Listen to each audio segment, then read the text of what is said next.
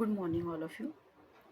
In earlier video, we clear with the definition of circulating and local hormones. Just we go in brief again. Circulating hormones act on distant targets. They release from the endocrine cell, goes into the interstitial fluid, and after that they enter into the bloodstream and they bind with the hormonal receptor which is found onto the distant target cells. So that's why it is called as the circulating from endocrine cell to the distant target cells. So the next, local hormones. Again, local hormones are classified into the two types. One, it is a paracrine, second autocrine. Paracrine means what? The act on neighboring cells. You can see in this diagram. These are the paracrine receptor or the paracrine hormone. So this is the paracrine cells. It's an endocrine cell which having the ability to synthesize hormone, and when hormone get released, they immediately bind with the near target cells. Means the receptor available for this hormone which is present on the nearby target cell. That's why it is called as paracrine receptor. Next, autocrine hormones. Means what are called as? So this is the autocrine cell self, okay, and that autocrine cell having the ability to synthesize the hormone. Once it get released, they bind with the same cell which is get synthesized. Here you can see these are the receptors, and these hormone again bind with the same cell which is get synthesized from that cell. So this is the differentiation point between the paracrine and the autocrine. Then next class of the hormone, that is chemical classes of the hormones. Hormones are also get classified based on their chemical classes. There are the two types of the chemical classification of the hormone. One, it is a lipid soluble hormone and water soluble hormone. Examples of the lipid soluble hormone: steroid hormones, thyroid hormones, nitric oxide hormones. Second class of the hormones, water soluble.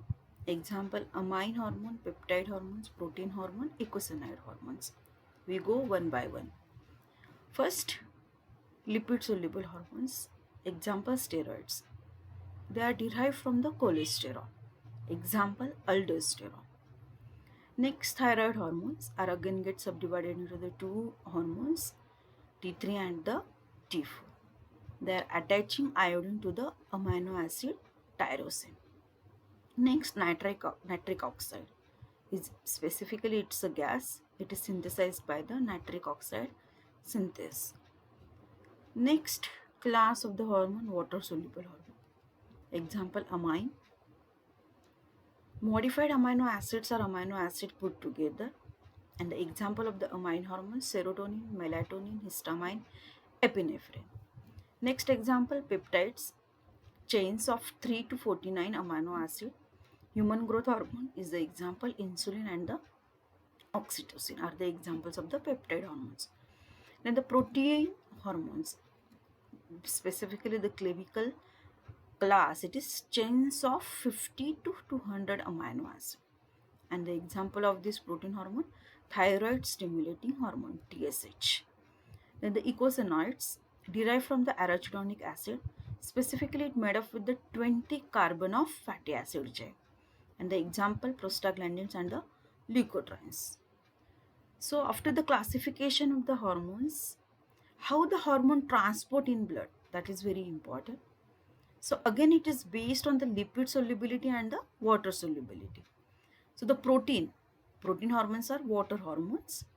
These are soluble in water, so that hormone circulate in a free form in a blood, which is not attached to plasma protein. Plasma protein, it acts as a carrier to circulate in a blood, but for the water soluble hormone, it doesn't require.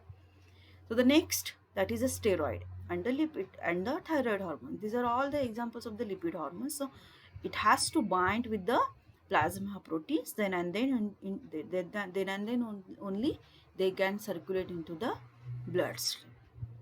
And all plasma proteins are synthesized by the liver. It improves the transport by making them water soluble. This is the function of plasma protein.